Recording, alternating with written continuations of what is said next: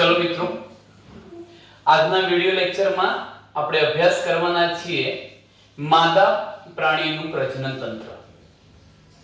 મનુષ્યમાં માદા પ્રજનન તંત્ર, જેમ આપણે નરના પ્રજનન તંત્રના સ્થાનની વાત કરી હતી એ જ રીતે માદા પ્રજનન તંત્રમાં સ્થાનની વાત કરીએ તો માદાનું પ્રજનન તંત્ર નિતંબ પ્રદેશમાં આવેલું હોય છે. નિતંબ પ્રદેશમાં આવેલું હોય છે. માદા પ્રજનન તંત્રની રચના કરતા કેટલાક ભાગો આપણે પહેલા લખીએ છીએ અને ત્યાર પછી દરેકે દરેક પાર્ટ આપણે સમજીએ. તો સર્વપ્રથમ માદા પ્રજનન તંત્રની રચના કરતા ભાગોમાં હું અહીંયા ક્રમ સાથે લખું છું. એક જોડ અંડપિંડ. આ અંડપિંડ એ માદાનું મુખ્ય પ્રજનન અંગ છે, કારણ કે તેના દ્વારા અંડકોષો ઉત્પન્ન થવાના છે. મુખ્ય પ્રજનન અંગ. અંડપિંડમાંથી ઉત્પન્ન થતા અંડકોષોનું વહન કરનારી એક જોડ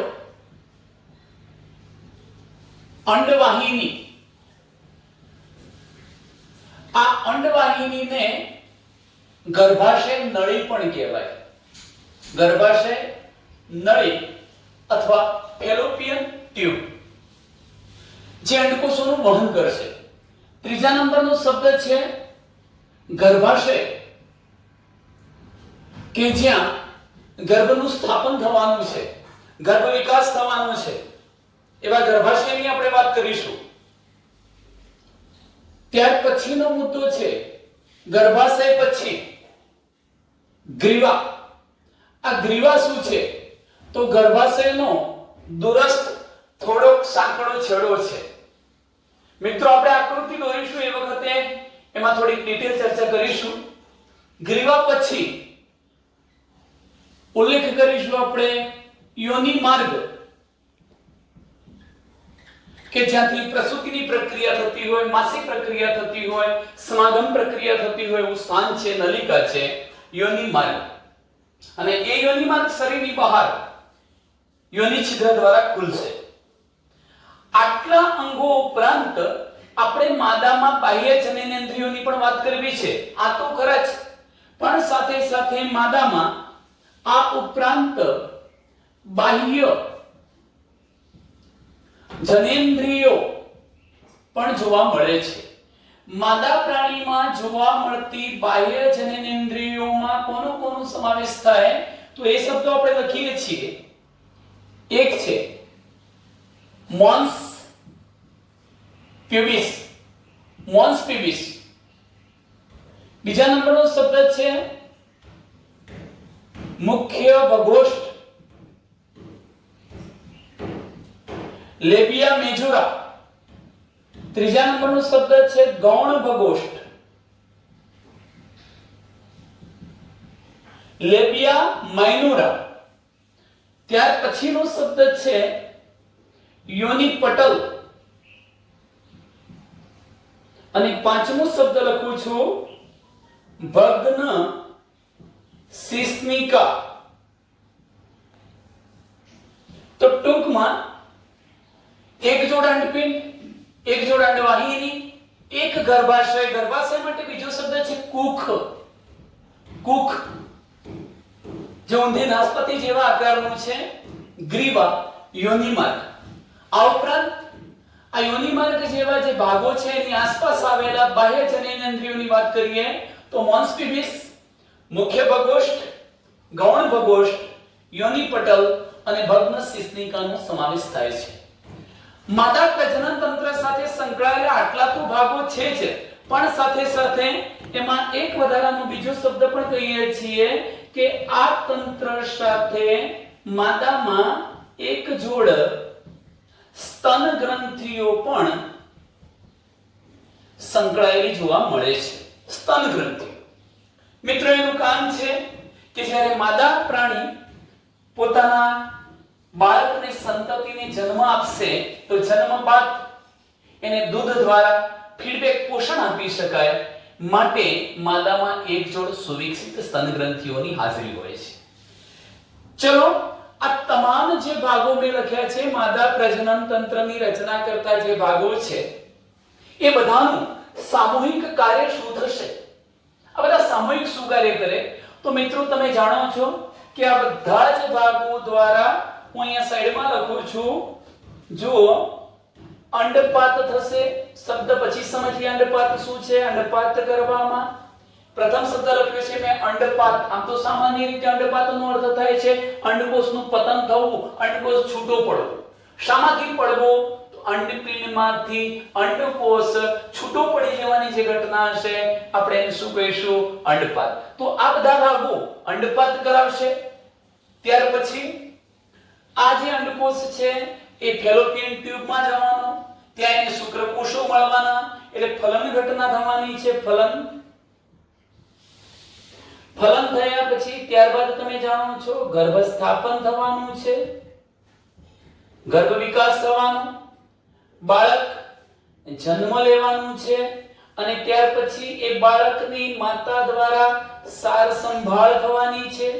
તો આ તમામ ક્રિયાઓ અંડપાત થવો, ફલન ક્રિયા કરાવવી, ગર્ભનું સ્થાપન કરાવવું, જન્મની ક્રિયા એટલે પ્રસૂતિની પ્રક્રિયાને પ્રેરવી અને બાળકની સાર સંભાળ કરવામાં અહીં લખેલા તમામ માદા પ્રજનન તંત્રના ભાગો ફાળો આપે છે. હવે મિત્રો સર્વપ્રથમ આપણે આ પૈકી જે મહત્વનું અંગ છે એને જોઈએ છીએ અંડપિંડ. આપણે અંડપિંડને સમજવું છે. પણ ગયા વખતની જેમ આપણે નર પ્રજનન તંત્રને સમજતા પહેલા આકૃતિઓ દોરતા હતા એ રીતે હું અહીંયા પણ માદા પ્રજનન તંત્રની આકૃતિ દોરું છું. એનો પાર્શ્વીય દેખાવ બતાવીશું. ત્યાર પછી માદા પ્રજનન તંત્રનો વક્ષ દેખાવ દોરીશું. બોર્ડની અંદર ખાસ કરીને બોર્ડ કોચિંગમાં વક્ષ દેખાવની આકૃતિ પૂછાતી હોય છે. ત્યાર પછી આપણે અંડપિંડને બતાવીશું. ગર્ભાશય એ કયા કયા ભાગોની અંદર વિભાજિત છે આ તમામ રચનાનો આપણે અભ્યાસ કરવાના છીએ. તો હવે મિત્રો જરા અહીં ધ્યાન રાખીશું. આપણે વાત કરવી છે અંડપિંડ. અંડપિંડ પણ ક્યાં આવેલા છે? તો ઉદરની જે દિવાલ છે, ઉદરની દિવાલ, ઉદર પ્રદેશ, ઉદરની નીચેની બાજુએ, ઉદરની નીચેની બાજુએ અને તેઓ ગર્ભાશય સાથે અસ્થિબંધ દ્વારા જોડાયેલા છે, લિગામેન્ટ દ્વારા. ઉદરની દિવાલ સાથે અને ગર્ભાશય સાથે એ લિગામેન્ટ થી જોડાયેલા હોય છે. હું આકૃતિમાં બતાવું એટલે આ મુદ્દો ક્લિયર થશે. ચલો સર્વપ્રથમ આપણે આકૃતિ દોરીશું. તો હું આજે ભાગ બતાવું છું મિત્રો, અહીં જરા ધ્યાન રાખજો કે આ પ્રકારની મેં એક રચના બતાવી છે ઊંધી નાશપતિ જેવા આકારની. આ રચના તમે જોઈ શકો છો જાણે કે ઊંધી નાશપતિ હોય. એમાં હું અહીંથી આ જે વચ્ચેનો ભાગ બતાવું છું હકીકતમાં એ જ ગર્ભાશયનું પોલાણ છે. આ ગર્ભાશયનું પોલાણ છે. તો મિત્રો થશે કે આ શું છે? તો આ ગર્ભાશયની જાડી દિવાલ છે. જો કે આપણે એ દિવાલ પણ 3 સ્તરોની બનેલી છે એવું બતાવીશું, પણ આ દોર્યું ઊંધા નાશપતિ આકારનું ગર્ભાશય બતાવ્યું છે. હવે એની સાથે હું આ ગર્ભાશયનો જે દૂરસ્થ સાંકડો છેડો, અહીંયા સાંકડો દૂરસ્થ છેડો છે, આ પોલાણ સાંકડું બને છે, એવો સાંકડો જે દૂરસ્થ છેડો છે એને આપણે નામ આપવાના છીએ ગ્રીવા. નામિનેશન પછી કરીશું, આને કહીશું ગ્રીવા. તો ટૂંકમાં આટલો જે ભાગ થયો એ ગ્રીવા, અને આ ગ્રીવાનું અંદર સહેજ પોલાણ છે એને આપણે ગ્રીવા નળી પણ કહી શકીએ. ચલો ત્યાર પછી આગળનો જે ભાગ બતાવીએ છીએ, આ જે પોષણ બતાવ્યો છે એ છે યોનિ માર્ગ અને આ છે યોનિ છિદ્ર. આટલા ભાગો બતાવ્યા છે ગર્ભાશય, ગ્રીવા, આ શું બતાવ્યું છે? યોનિ માર્ગ. હવે ત્યાર પછી હું એક રચના બીજી બતાવું છું આની સાથે સંકલિત રચના. આ પ્રકારે આ જે ભાગ બતાવ્યો છે મિત્રો એ મૂત્રાશય છે, અને મૂત્રાશય નું આ છિદ્ર, મૂત્રાશય દ્વાર છે એ પણ આપણે બતાવી દીધું. હું અંદર જ લખી નાખું છું, આ છે મૂત્રાશય. આ ભાગ જે છે, આ ભાગ એ છે ગર્ભાશય. ગર્ભાશય. આટલો જે ભાગ હતો એ છે ગ્રીવા. ગ્રીવા. ગ્રીવા નળી પણ કહીશું, અંદરનો પોલાણ ગ્રીવા નળી. અને આ જે ભાગ છે એને આપણે નામ આપીએ દઈએ યોનિ માર્ગ. આ છે યોનિ માર્ગ. આટલો ભાગ બતાવ્યો છે મિત્રો. હવે તમે જોઈ શકો છો કે અહીંથી આપણે એક બીજી રચના બતાવીએ છીએ. સામાન્ય રીતે આ ઘડીમાં જે હું રચના બતાવું છું, તમે જાણો છો કે આ પ્રકારની જે રચના બતાવી છે એ શું છે? તો એ છે મળમાર્ગ. મળમાર્ગ છે, આ મળદ્વાર છે. હવે મિત્રો તમે જોઈ શકો છો કે એનાથી ઉપર હું અહીંયા ક્યાંક આટલાની અંદર, આટલા ભાગની અંદર અંડપિંડ બતાવું છું. મેં આ અંડપિંડ બતાવ્યું. આવા બે અંડપિંડ હશે. આપણે અત્યારે એક જ અંડપિંડ અહીંયા બતાવ્યું છે. આ અંડપિંડ ગર્ભાશય સાથે લિગામેન્ટ દ્વારા, અસ્થિબંધ દ્વારા જોડાયેલું હોય છે. તો આ જોડાણ બતાવી દીધું. અને ત્યાર પછી તમે જુઓ કે જ્યારે અંડપિંડમાંથી અંડકોષ મુક્ત થશે, એ ક્યારે થશે એ ઘટનાનો પણ આપણે અભ્યાસ કરવાના છીએ. પણ અંડપિંડમાંથી અંડકોષ મુક્ત થવાનું છે. આ અંડપિંડની સાથે, જો કે અંડપિંડ સાથે જોડાયેલી તો નથી જ, પરંતુ અંડપિંડ સાથે ગાઢ સંપર્કમાં રહે તેવી એક રચના બતાવું છું, જેને સામાન્ય રીતે આપણે અંડવાહિની કહીશું. એને નામ આપીશું અંડવાહિની, ફેલોપિયન ટ્યુબ, ગર્ભાશય નળી પણ કહેવાય. એ ગર્ભાશય નળીમાં તમે જોઈ શકો છો કે અંડવાહિનીનો શરૂઆતનો ગળણી જેવો જે ભાગ છે એને આપણે અંડવાહિની નિવાક, વર્ણન પછી કહીશું, અંડવાહિની નિવાક કહીશું. અને અહીંયા આવા આંગળી જેવા પ્રવર્ધો છે, જેને કહેવું હોય તો ફિમ્બરી તરીકે આપણે ઓળખાવીશું. એટલે એનો અર્થ એવો થયો કે આ અંડવાહિની અથવા ફેલોપિયન ટ્યુબ અંડપિંડ સાથે જોડાયેલી તો નથી, પરંતુ સંપર્કમાં છે. જ્યારે અંડકોષને મુક્ત કરશે ત્યારે આ બધા ફિમ્બરી જેવા જે પ્રવર્ધો હતા એ અંડકોષને એકત્રિત કરી લેશે, અંદર દાખલ કરી દેશે અંડવાહિની નિવાકમાં. એ વખતની વાત આપણે જોઈશું. હવે જુઓ કે આ બાજુની જે અંડવાહિની છે, બંને બાજુની અંડવાહિની ક્રમશઃ ક્યાં આવીને ખુલે છે? ગર્ભાશય. એટલે બંને બાજુની અંડવાહિનીઓ ગર્ભાશયમાં આવીને ખુલે છે. એનો કોન્ટેક્ટ કહેવાય છે ગર્ભાશય. તો આ પ્રકારની જે મેં રચના બતાવી છે મિત્રો, આ આકૃતિ જે થઈ એ માદા પ્રજનન તંત્રની આકૃતિ છે. એકવાર ધ્યાન દોરી દઉં છું. ઊંધું નાસપતિ આકારનું ગર્ભાશય બતાવ્યું છે. ગર્ભાશયનો સાંકડો છેડો ગ્રીવા બતાવી છે. આ યોનિ માર્ગ છે, જ્યાંથી જે સંભોગ પ્રક્રિયા થઈ શકે છે, માસિક સ્ત્રાવ બહાર આવે છે. પ્રસૂતિની પ્રક્રિયા દ્વારા બાળક આ જ માર્ગેથી જન્મ લે છે. જો કે આપણે એને જન્મ નળી પણ કહીશું. ક્યારે? તો ગ્રીવા નળી અને યોનિ નલિકા જોડાશે. આખા જોડાયેલા ભાગને જન્મ નળી પણ આપણે કહી શકીએ. સૌથી અગત્યનો પોઈન્ટ મિત્રો, તમે એ પણ સમજી શકશો, આકૃતિના આધારે જોઈ શકશો. ચલો આ ભાગો શું છે એની ચર્ચા આપણે પછી કરીએ છીએ, અલગથી કરીશું, બાહ્યજનનેન્દ્રિયો. પરંતુ નરની અંદર આપણે એવું કહેતા હતા કે પુરુષ વીર્યનું સ્ખલન કરશે અને સાથે સાથે મૂત્રનો ત્યાગ કરશે. હું આ બંને ક્રિયા સાથે થાય છે એવું નથી કહેતો મિત્રો, પણ આ બંને ક્રિયાઓ કરવા માટેનો માર્ગ બંનેનો કોમન છે, એક જ છે. અને માટે તો એ માર્ગને આપણે મૂત્રજનન માર્ગ એવું નામ આપતા હતા. ટૂંકમાં વીર્યનો નિકાલ જે માર્ગે થાય છે એ જ માર્ગે મૂત્રનો નિકાલ થાય છે, માટે મૂત્રજનન માર્ગ કહીશું પુરુષોમાં. પણ સ્ત્રીઓમાં એવું નથી. સ્ત્રીઓની અંદર આ જનન માર્ગ તમે જોઈ શકો છો એ અલગ છે અને મૂત્ર માર્ગ પણ અલગ છે. ટૂંકમાં મૂત્રાશયનું છિદ્ર અને યોનિ દ્વારનું જે છિદ્ર છે એ બંને સેપરેટ છે. એટલે અહીંયા તમે મૂત્ર જનન માર્ગ ન કહી શકો. આ એક આકૃતિ દોરી. હવે હું જો આ જ આકૃતિને વક્ષ દેખાવમાં બતાવું તો આપણે આ પ્રકારની રચના બતાવી શકીએ. જેમ કે મિત્રો અહીંથી હું એક આકૃતિ દોરું છું. આ પ્રકારની એક આકૃતિ દોરી છે મેં. એ આકૃતિમાં હું અહીંયા એક બીજો ભાગ બતાવું છું, સેજ આમ ફૂલેલો થોડો, પછી પાછી સાંકડી નળી બતાવી છે. અહીંયા પણ હું થોડો આ ફૂલેલો ભાગ બતાવું છું અને પાછી મેં સાંકડી નળી બતાવી છે. અને ત્યાર પછી હું આ ભાગને નીચે તરફ લાવું છું. આ રીતે જોઈ શકો છો મિત્રો આકૃતિ કેવી રીતે હું દોરું છું. આ ભાગને સેજ વાળ્યો, ઉપસાવ્યો અને ત્યાર પછી એ ભાગને આપણે નીચે તરફ ખેંચી લઈએ છીએ. આ ભાગને આપણે નીચે તરફ ખેંચી લઈશું. આ રીતે આ પ્રકારે એક આકૃતિ દોરી છે. હવે એને સમજીએ, જરા ધ્યાન રાખો. કે સર્વપ્રથમ તો હું આ જે અંડવાહિની છે એને રત્નાકીય દ્રષ્ટિએ 3 ભાગમાં વહેંચું છું. હવે કયા 3 ભાગો થાય જુઓ અહીંયા પણ કે આ જે અંડવાહિની હતી એને આપણે રત્નાકીય દ્રષ્ટિએ 3 ભાગની અંદર વહેંચી નાખીએ છીએ. આ 3 ભાગ પૈકીનો આ જે અંડપિંડની નજીક રહેતો જે ભાગ હશે ગણી આકારનો એને અંડવાહિની નિવાપ તરીકે ઓળખવામાં આવે છે. આ અંડવાહિની નિવાપ. અને અંડવાહિની નિવાપમાં તમે જોઈ શકો છો આંગળી જેવા પ્રવર્ધો તમને જોવા મળે છે. એવા પ્રવર્ધો વાળા ભાગને ફિંબરી તરીકે પણ ઓળખાવી શકો. ત્યાર પછીનો તમે ફૂલેલો ભાગ જુઓ છો અંડવાહિનીનો આ થોડો ફૂલેલો ભાગ આવે છે એને નામ આપીશું તુંબિકા. ફૂલેલા ભાગને તુંબિકા કહીશું.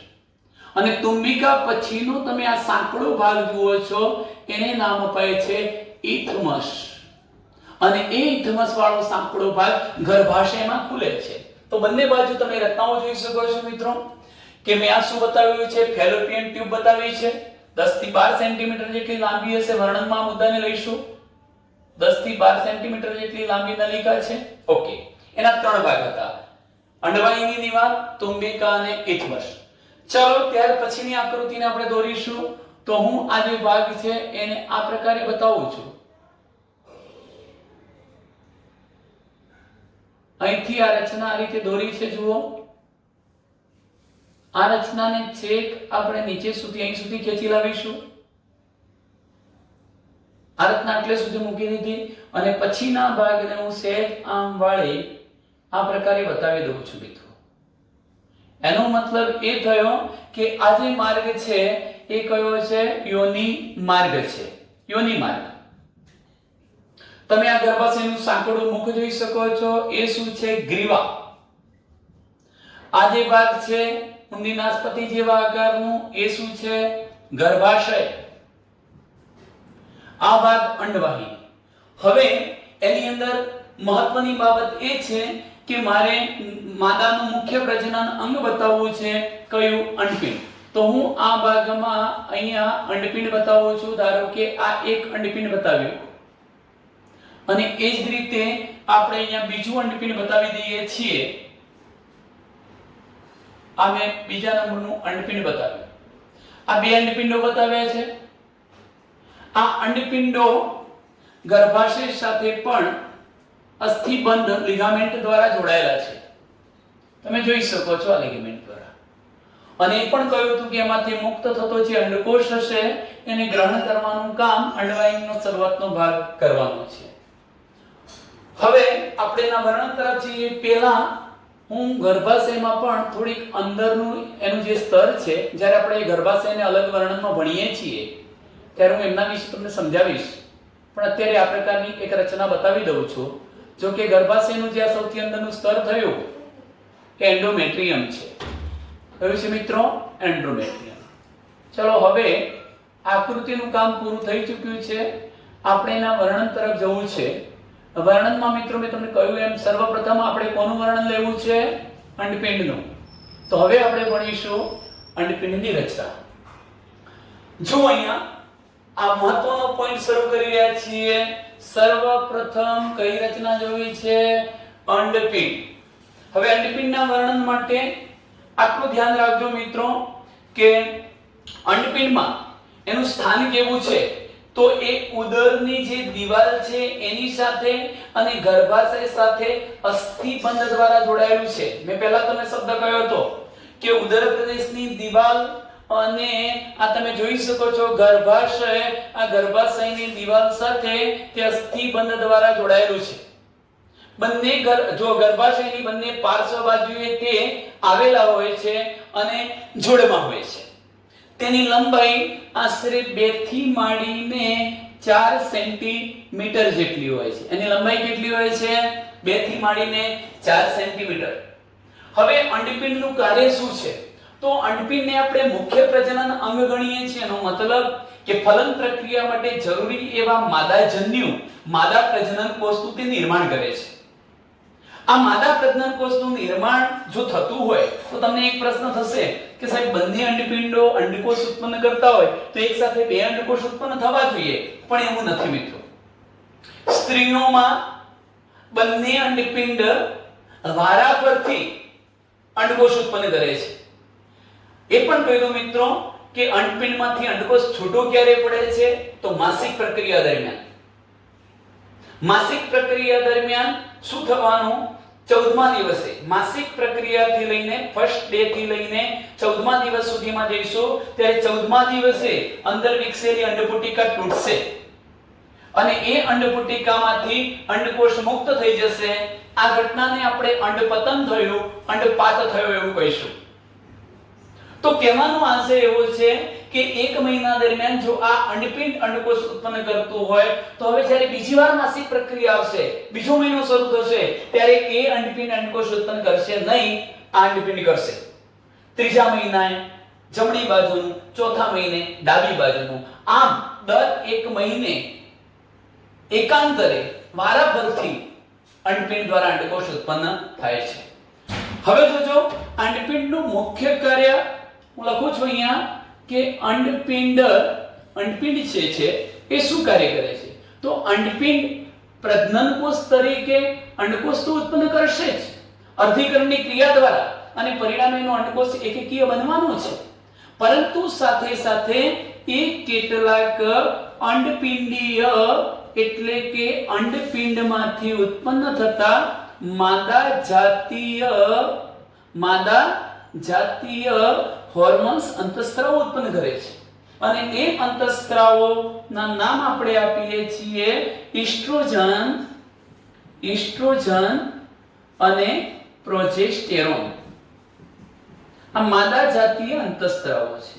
આમ તો મિત્રો આપણે ઈસ્ટ્રોજનને સ્ત્રી સૌંદર્યની ચાવી કહીએ છીએ કે પુરુષોની સાપેક્ષમાં સ્ત્રીઓ સૌંદર્યવાન હોય છે. નિતંબ પ્રદેશનો વિકાસ, સ્તનગ્રંથિઓનો વિકાસ, તીણો અવાજ, કોમળ શરીર, મૃદુ શરીર, આ બધા જ પ્રકારોના લક્ષણો ખાસ કરીને આ ઈસ્ટ્રોજન અંતઃસ્ત્રાવની અસર તળે નિર્માણ પામતા હોય છે. હવે પ્રશ્ન થશે કે આ ઈસ્ટ્રોજન અંડપિંડમાં ક્યાંથી ઉત્પન્ન થાય?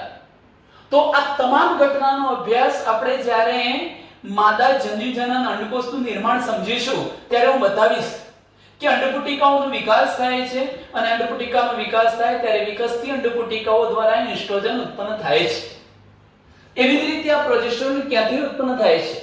તો મિત્રો હું તમને ઉદાહરણ આપું છું. મફળી. ધારો કે આ મફળી છે અને અંદર એનો મફળીનો આ દાણો છે. એનો મતલબ એ થયો કે મફળી એટલે અંડપુટિકા અને આ દાણો બીજ એટલે શું છે?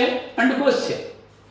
માની લો કે માસિક પ્રક્રિયાના 14મા દિવસે જ્યારે અંડપુટિકા તૂટી જાય છે અને અંડકોષને મુક્ત કરી દે છે એટલે આ મફળીનું ખોખું તોડી અને આ બીજ બહાર આવી જાય, દાણો બહાર આવી જાય એટલે હવે ખાલી પડેલું મફળીનું ખોખું કેપ્સ્યુલ બાકી રહેવાનું. એવી જ રીતે જ્યારે અંડપુટિકા તૂટી જઈને અંડકોષને મુક્ત કરી દે છે ત્યારે ખાલી અંડપુટિકા રહેવાની. અને જો બાળક રહ્યું હશે, ગર્ભધાન થયું હશે તો એમાંથી એટલે કે આ જે તૂટેલી અંડપુટિકા હતી કે જેને અંડકોષને મુક્ત કરી દીધો છે એવી ખાલી અંડપુટિકા કોર્પસ લ્યુટિયમમાં ફેરવાય છે અને એ કોર્પસ લ્યુટિયમ માંથી કોણ ઉત્પન્ન થાય છે? પ્રોજેસ્ટેરોન. હું આ બધાના કાર્યો કેવી રીતે ઉત્પન્ન થાય છે અને ડિટેલમાં એના પછીના ટોપિકમાં સમજાવું છું. ચાલો મિત્રો, તો ટૂંકમાં અંડપિંડ અંડકોષ ઉત્પન્ન કરે છે અને માદા જાતીય અંતઃસ્ત્રાવ તરીકે ઈસ્ટ્રોજન અને પ્રોજેસ્ટેરોન જેવા અંતઃસ્ત્રાવો ઉત્પન્ન કરે છે. હવે આપણે જે ચર્ચા કરીએ છીએ મિત્રો અહીંયા કે અંડપિંડ કેવું હોય છે, તો હું સર્વપ્રથમ અહીંયા એક આકૃતિ દોરું છું. અંડપિંડ બતાવ્યું મિત્રો. અંડપિંડ છે આ અંડપિંડ. અંડપિંડ એક આવરણ દ્વારા અધિચ્છદીય પેશીના બનેલા આવરણ દ્વારા સમગ્ર અંડપિંડ ઘેરાયેલું હોય છે. એટલે ટૂંકમાં એની ફરતે એક અધિચ્છદીય કોષોથી બનેલું આવરણ આવેલું છે. આમ તો તમે એવા આવરણને અંડપિંડ જે આવરણ વડે ઘેરાયેલું છે ને ટ્યુનિકા આલ્બુજેનિયા કહી શકો. ટ્યુનિકા આલ્બુજેનિયા. અને હવે આ અંદરનો જે સમગ્ર વિસ્તાર છે એ સમગ્ર વિસ્તારને નામ આપી શકાય આધારક. આધારકનો મતલબ સ્ટ્રોમા. સ્ટ્રોમા કહીશું આધારક. તો અંડપિંડ એક જનન અધિચ્છદના આવરણ દ્વારા ઘેરાયેલી રચના છે જેને ટ્યુનિકા આલ્બુઝેનિયા કહેવાય અને ટ્યુનિકા આલ્બુઝેનિયા થી આવરિત સમગ્ર જે અંડપિંડનો વિસ્તાર હતો એને આધારક કહેવાય. હવે હું એ આધારકને બે પાર્ટ્સની અંદર વહેંચી નાખું છું, બે ભાગની અંદર. તો એ બે ભાગ કયા થાય? જેમ કે તમે જોઈ શકો છો કે હું આટલા પોર્શનમાં આટલા વિસ્તારની અંદર જો આ જે ભાગ છે અંદર મેં ડોટેડ લાઈન બતાવી છે, એનો મતલબ કે હું સમગ્ર આધારકને બે પ્રદેશોમાં વહેંચી નાખું છું. આ બહારનો એટલે અંડપિંડનો બહારનો જે ભાગ છે એને આપણે અંડપિંડ બાહ્યક કહીશું, કોર્ટેક્સ. અને આ જે અંદરનો વિસ્તાર છે એને આપણે મેડ્યુલા, અંડપિંડ મજ્જક તરીકે ઓળખાવીશું.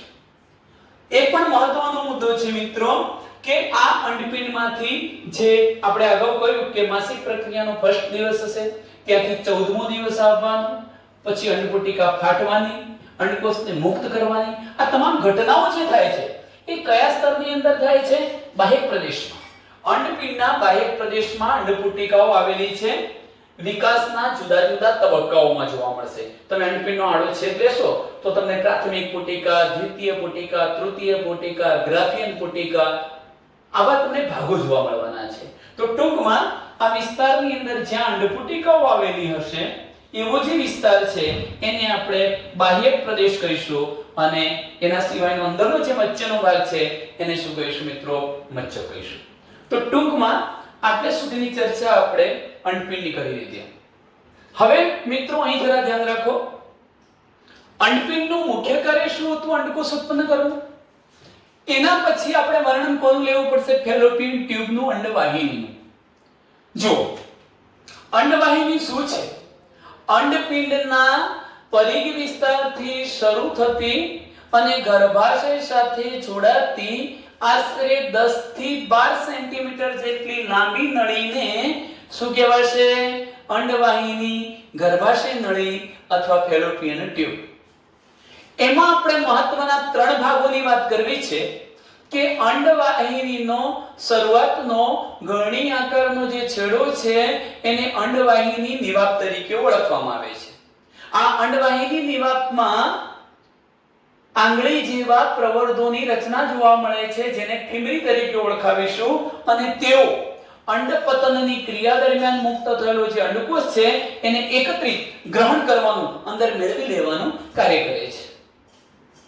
ચાલો ત્યાર પછી અંડવાહિનીનો સહેજ ફૂલેલો જે ભાગ છે એને તુંબિકા કહેવાય અને ત્યાર પછીનો સાંકડો છેડો ઇથમસ કહેવાય જે ગર્ભાશયના પોલાણની અંદર ખૂટે છે. આ બંને બાજુની અંડવાહિનીઓ ગર્ભાશયમાં ખુલે છે. તમે એ પણ જાણતા હશો કે આ જે અંડવાહિની છે એ જ ફલનનું સ્થાન પણ છે. જો ફલન થવાનું હોય તો શુક્રકોષો છે કઈ ટોચના ભાગ સુધી આવવાના, અંડકોષ પણ અહીં હશે, એટલે ફલન પણ અંડવાહિનીના શરૂઆતના ભાગે થાય છે અને ત્યારબાદ ફલિતાંડ ધીરે ધીરે વિકસતો ક્યાં જવાનો છે? ગર્ભાશયની દિવાલ પર અને ત્યાં સ્થાપિત થશે અને ત્યારબાદ એમાંથી ગર્ભ વિકાસ થવાનો, બાળક બનવાનું, લાસ્ટ એની પ્રસૂતિ થવાની. તો ટૂંકમાં મિત્રો આપણે માહિતી મેળવી કોના વિશેની? અંડવાહિની વિશે. હવે આપણે સમજૂતી મેળવવી છે ગર્ભાશય. આ જે ગર્ભાશય છે એ તમે જોઈ શકો છો ઊંધી નાસપતિ જેવા આકારનું છે. ગર્ભાશયનો દૂરસ્થ સાંકડો છેડો જેને આપણે નામ આપીએ છીએ ગ્રીવા, અને ગ્રીવાના પોલાણને શું કહેવાય છે? ગ્રીવા નળી. ગ્રીવાની અંદર આવેલું જે પોલાણ હતું એની ગુહા હતી આટલી, એને ગ્રીવા નળી કહીશું. ગર્ભાશયનું પોલાણ આ ગ્રીવા દ્વારા યોનિ માર્ગની અંદર ખુલે છે. ટૂંકમાં ગર્ભાશયના પોલાણ અને યોનિ માર્ગના પોલાણને એકબીજા સાથે સાંકળવાનું કાર્ય કોનું છે? ગ્રીવાનું, ગ્રીવામુખનું. ચલો મિત્રો અહીં ધ્યાન રાખો કે આ જે ઊંધું નાસપતિ આકારનું ગર્ભાશય છે એ ગર્ભાશયની જે દીવાલ છે એ 3 સ્તરોથી બનેલી છે. ગર્ભાશયની દીવાલ કેટલા સ્તરોની બનેલી છે? 3 સ્તરોની. હું આકૃતિમાં પણ બતાવી તો શકું જ કે અહીંથી સૌથી માની લો કે ચલો મિત્રો અહીં જોઈ શકો છો તમે, હું બતાવું છું, ખાલી ડોટેડ ભાગ બતાવું છું, તમને એક અંદાજ રહેશે. આ પ્રકારનો મેં એક પોષણ બતાવ્યો છે. સૌથી બહારનું પાતળું સ્તર, ગર્ભાશયનું સૌથી બહારનું જે પાતળું સ્તર છે, એ પાતળા સ્તરને આપણે નામ આપી શકીએ પેરીમેટ્રિયમ. પેરીમેટ્રિયમ. ગર્ભાશયની દીવાલ 3 પ્રકારના સ્તરોથી બને છે. સૌથી બહારનું પાતળું સ્તર પેરીમેટ્રિયમ, બીજા નંબરનું આ જાડું સ્તર તમે જોઈ શકો છો, જો કે આ જાડું સ્તર અરેખિત પ્રકારના સ્નાયુઓનું બનેલું હશે. કેવા સ્નાયુઓ?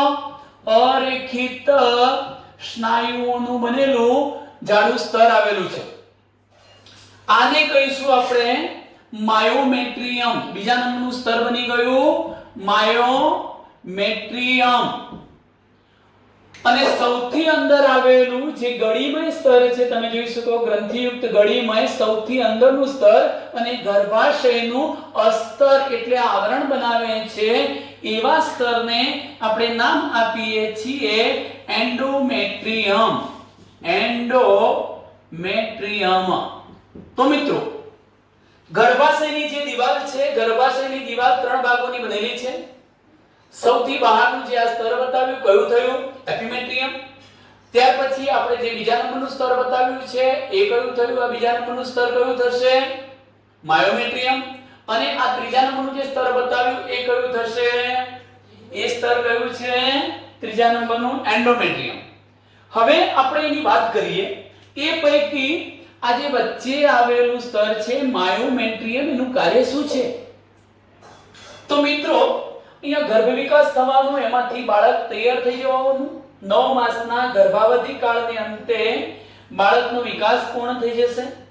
હવે પ્રસૂતિની પ્રક્રિયા કરાવી છે. પ્રસૂતિ એટલે શું? તો ગર્ભાશયમાં વિકસી રહેલું જે બાળક છે એને સ્ત્રીના યોનિ માર્ગ મારફતે બહાર લાવવું. આ ક્રિયા કરવા માટે શું થવું જોઈએ? તો આ ગર્ભાશયનું મુખ તૂટવું જોઈએ. જ્યાં સુધી ગર્ભાશયનું મુખ ખુલશે નહીં ત્યાં સુધી પ્રસૂતિની પ્રક્રિયા શક્ય નથી. એ ગર્ભાશયના મુખને ખોલવા માટે શું કરવું પડશે? તો એ મુખને ખોલવા માટે આ જે ગર્ભાશયની દીવાલ હતી એનું શક્તિશાળી સંકોચન થવું પડે. શક્તિશાળી સંકોચન કરવું પડશે. આ શક્તિશાળી સંકોચન કોણ કરાવે છે? માયોમેટ્રિયમના અરેખિત સ્નાયુઓ. એના કારણે ગર્ભાશયમાં વિકસી રહેલું જે બાળક છે એના પર થોડું પ્રેશર આવવાનું, બાળક નીચે તરફ ખસશે, આ ગ્રીવામુખ તૂટશે અને પ્રસૂતિની પ્રક્રિયા શક્ય બનશે. તમે અંદરનું જે સ્તર જોઈ શકો છો જેને આપણે એન્ડોમેટ્રિયમ કહીએ છીએ. આ એન્ડોમેટ્રિયમ શું છે? આ જ સ્તર પર ગર્ભ સ્થાપન એટલે ગર્ભનું સ્થાપન થાય છે, ગર્ભ વિકાસ થાય છે. અને તમે જાણો છો મિત્રો કે માસિક પ્રક્રિયા દરમિયાન, માસિક ચક્ર દરમિયાન આ સ્તરની અંદર ચક્રીય ફેરફારો થાય છે. જેમ કે માસિકનું આવવું એટલે કે આ અંદરનું જે એન્ડોમેટ્રિયમ હતું એ તૂટવું, એની ગ્રંથિમય દીવાલ તૂટી અને એની રુધિરવાહિનીઓમાંથી બ્લડ યોનિ માર્ગ મારફતે બહાર આવવું. પણ માની લો કે માસિક આવવાની પ્રક્રિયા બંધ થઈ જવી, 5-6 દિવસ પછી તમે જોઈ શકો છો કે માસિક પ્રક્રિયા આવતી બંધ થાય, એનો મતલબ કે પાછું આ ગ્રંથિમય સ્તર રિપેર થઈ જવાનું, જાડું રુધિરવાહિની યુક્ત બની જવાનું, ફરી પાછી માસિક પ્રક્રિયા તૂટશે. આ માસિક પ્રક્રિયા દરમિયાન અથવા અંડપિંડીય ચક્ર દરમિયાન એમાં પણ ચક્રીય ફેરફારો જોવા મળતા હોય છે. તો મિત્રો, આ વાત કરી આપણે ગર્ભાશયની. હવે તમે જોઈ શકો છો મારે વાત કરવી છે ગર્ભાશય પછી. આ ભાગને આપણે બતાવી ચૂક્યા છીએ, બતાવવાની જરૂરિયાત નથી ફરીથી ત્રણેય દિવાલોને, એટલે હું આટલા ભાગને કાઢી નાખું છું. ચલો મિત્રો, હવે જુઓ કે આ જે ગર્ભાશય છે એ ગર્ભાશયનો સાંકડો દૂરસ્થ છેડો કયા નામે ઓળખાય છે? ગ્રીવા. અને ગ્રીવાની અંદર જોવા મળતા પોલાણને શું નામ આપીશું? ગ્રીવા નળી. આ ગ્રીવા નળી દ્વારા ગર્ભાશય શામાં ખુલે છે? યોનિ માર્ગમાં ખુલે છે. યોનિ માર્ગ એ તમે જોઈ શકો છો કે ગ્રીવા નળીથી શરૂ થઈને યોનિ છિદ્ર સુધી લંબાયેલ સ્નાયુમય નલિકા છે. એનામાં સંકોચન અને વિસ્તરણ પામવાની ક્ષમતા હોય છે. આ ઉપરાંત તમને કહી દઉં કે અહીંયા જે ગ્રીવા નળી હતી એ અને આ યોનિ માર્ગ નો નલિકાકાર ભાગ, આ બંનેને સંયુક્ત રીતે જન્મનળી પણ કહી શકાય, કારણ કે બાળકનો જન્મ આ જ માર્ગે થતો હોય છે. મિત્રો, અત્યાર સુધી તમે જે રચનાઓ ભણી ગયા, અંડવાહિની, ગર્ભાશય અને યોનિ માર્ગ, આ ત્રણેય સહાયક નલિકાઓ બનાવે છે. શું બનાવે છે? સહાયક નલિકાઓ જેવી રચના બનાવે છે. તો અહીં સુધીના ટોપિકની આપણે ચર્ચા કરી લીધી. એનો મતલબ એ થયો કે આપણે છેક યોનિ માર્ગ સુધીનું વર્ણન લગભગ પૂરું કરી દીધું છે. હવે આજે આપણે નવા ભાગ તરીકે બાહ્ય જનનાંગોની વાત કરવી છે. બાહ્ય જનનેન્દ્રિયો. મિત્રો, બાહ્ય જનનેન્દ્રિયો કયા કયા ભાગોનો સમાવેશ થશે? એમાં મોન્સ પ્યુબિસ, મુખ્ય ભગોષ્ઠ, ગૌણ ભગોષ્ઠ, યોનિ પટલ અને ભગ્ન શિશ્નિકાનો સમાવેશ થાય છે. હું આટલા ભાગને અહીંયા બતાવવા પ્રયત્ન કરું છું. જોઈ શકો છો તમે. જો આને સમજવા માટે આપણે એક સાદી આકૃતિને જોઈશું. મિત્રો, હું આ પ્રકારની એક આકૃતિ દોરું છું. આ પ્રકારની એક આકૃતિ મેં બતાવી છે. હું ત્યાર પછી આ એક આવો પોષણ બતાવીશ. હવે એકવાર આકૃતિનું કામ પહેલા પૂરું કરી લઈએ અને ત્યાર પછી એને સમજીશું. તો યોનિ માર્ગનું છિદ્ર છે, આ મૂત્ર માર્ગનું છિદ્ર છે. હવે મિત્રો, તમે અહીંયા જોઈ શકો છો કે હું કેટલાક ભાગને બતાવું છું. સૌથી બહારની બાજુએ મેં આ ભાગ બતાવ્યો છે, એને મારે મુખ્ય ભગોષ્ઠ કેવું છે. મુખ્ય ભગોષ્ઠ. અને ત્યાર પછી હું એની અંદરની બાજુએ એક આ પ્રકારનો ભાગ બતાવું છું. જો કે આખી આકૃતિ પહેલા દોરી દીધા પછી જ આપણે સમજીએ. તો આ જે ભાગ મેં બતાવ્યો છે એને ગૌણ ભગોષ્ઠ કહીશું. ગૌણ ભગોષ્ઠ. અને બંને ગૌણ ભગોષ્ઠ જ્યાં અગ્ર છેડે ભેગા થાય છે ત્યાં લટકતી આંગળી જેવી એક રચના ભગ્ન શિશ્નિકા તરીકે ઓળખાશે. આને આપણે નામ આપી દઈશું ભગ્ન શિશ્નિકા. ભગ્ન શિશ્નિકા. આટલા ભાગો બતાવ્યા છે. મોન્સ પ્યુબિસ બતાવી નથી હજુ. મુખ્ય ભગોષ્ઠ, ગૌણ ભગોષ્ઠ, ભગ્ન શિશ્નિકા, યોનિ પટલ અને મોન્સ પ્યુબિસની વાત કરવી છે. હું આટલા ભાગની અંદર અહીંયા આ જે વિસ્તાર છે ત્યાં મોન્સ પ્યુબિસ બતાવવાનો છું. હવે ચાલો મિત્રો, આપણે એ રચનાઓને સમજવા પ્રયત્ન કરીએ છીએ. નામિનેશન કરી લઈએ. તો આ જે છિદ્ર છે એ છિદ્રને યોનિ માર્ગનું છિદ્ર કહીશું. યોનિ છિદ્ર. ઉપર જે છિદ્ર તમે જોઈ શકો છો એ મૂત્ર માર્ગનું છિદ્ર છે. મૂત્ર માર્ગનું છિદ્ર. મુખ્ય ભગોષ્ઠ બતાવ્યા, ગૌણ ભગોષ્ઠ વાળા ભાગ બતાવ્યા છે, ભગ્ન શિશ્નિકા, અને આટલો જે ભાગ છે એ બતાવ્યો છે મોન્સ પ્યુબિસ. મોન્સ પ્યુબિસ. આટલી રચનાઓને આપણે સમજ્યા છીએ મિત્રો. તો હવે એના વર્ણન તરફ જઈએ. ચાલો ધ્યાન રાખો. માદા પ્રાણીની અંદર બાહ્ય જનનેન્દ્રિયોમાં મોન્સ પ્યુબિસ, મુખ્ય ભગોષ્ઠ, ગૌણ ભગોષ્ઠ, ભગ્ન શિશ્નિકા અને યોનિ પટલ જેવા ભાગોનો સમાવેશ થાય છે. એમાંથી સર્વપ્રથમ હું બતાવું છું મોન્સ પ્યુબિસ. મોન્સ પ્યુબિસ નો મતલબ શું થાય છે?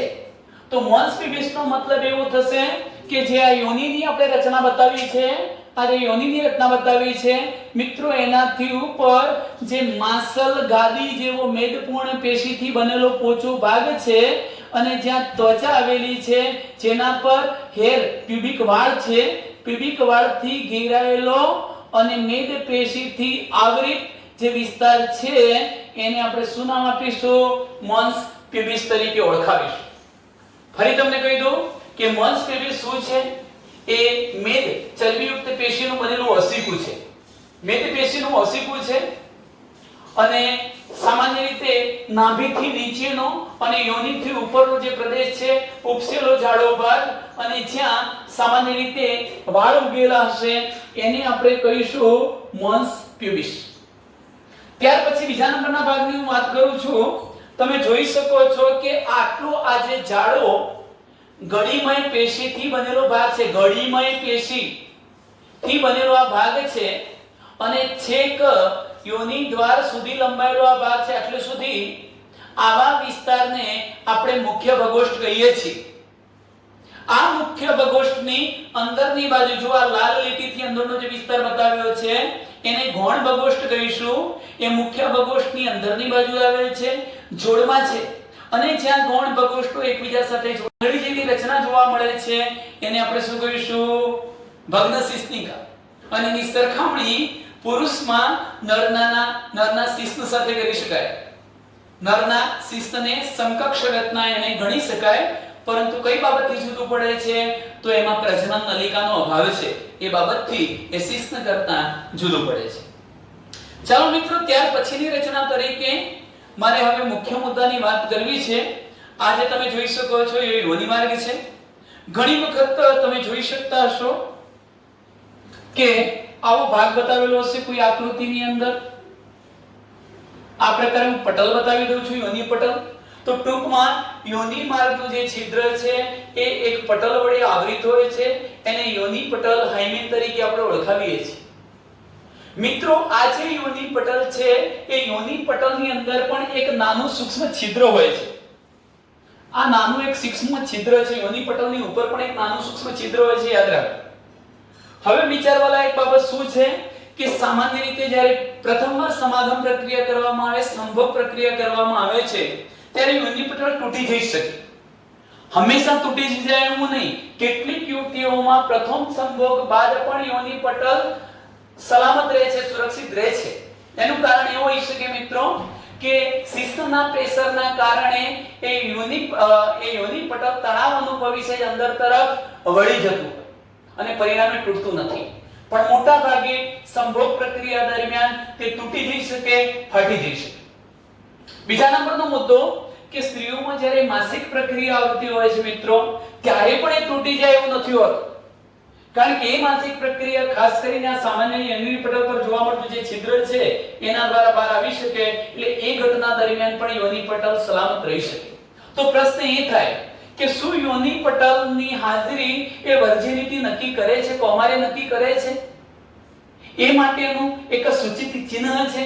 તો ના મિત્રો, એવું જરૂરી નથી. હકીકતમાં આ જે યોનિ પટલ છે એ ગમે તે કારણોસર તૂટી જઈ શકે.